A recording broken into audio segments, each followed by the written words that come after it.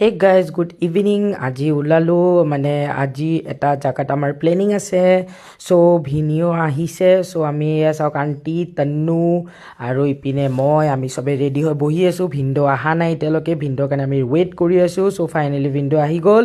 আৰু পিছত আমাক লৈ গৈ আছে ডিনাৰৰ কাৰণে। ইপিনে তন্নু আৰু ইপিনে ভিনি আৰু ইপিনে আণ্টি আমি চবেই গৈ আছোঁ। আমি একচুৱেলি কোনো প্লেন নাছিল ক'ত যাম। চ' ইপিনে সোণাপুৰৰ ফালে আপোনাৰ পাৰ হৈ কিনে ক্ষেত্ৰী নাপাওঁতে D9 বুলি এখন আছে, সেইখনে ৰাতি খোলা আছিল। আমি বহুত লেটকৈ ওলাইছিলোঁ, তেতিয়া এৰাউণ্ড 11টা বাজিব টাইমিং হৈ আছিলে আৰু। চ' বাকীবোৰ বন্ধ হৈ গৈছিলে, এইখনে খোলা আছিল। বেছি দিন হোৱাও নাছিল খোলা।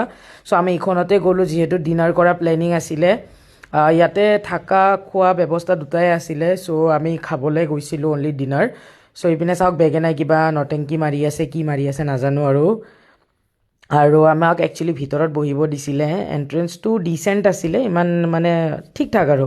তো ইহঁতে চাওক কিবা এক্সামৰ ৰিজাল্ট দিয়াৰ দৰে হেৰি কৰি আছিলে, অলপমান কোক চোক অৰ্ডাৰ কৰি। আৰু আমাৰ এই ষ্টাৰ্টাৰ আহি গ'ল। ষ্টাৰ্টাৰ আমি অলপমান খোৱা ষ্টাৰ্ট কৰিলোঁ। দেন আমাৰ মেইন কোৰ্চো ছাৰ্ভ কৰি দিলে আমাক। এইটো বহুত জল্দি ছাৰ্ভ কৰিছে, উইথিন 10 মিনিটছৰ ভিতৰতে দিছে। সিহঁতৰ বেলেগ মহিত চহিত নাছিল। চ' আমি ক'ল্ড ড্ৰিংকে ল'লোঁ অলপমান ডিঙিটো ভিজাবলৈ আৰু ইপিনে মই পূৰা দবাই আছোঁ মেইন কোৰ্চ। আৰু লগতে চবেই দবাই আছে, মই নহয়, আণ্টিও দবাই আছে মোৰ ছাইডত।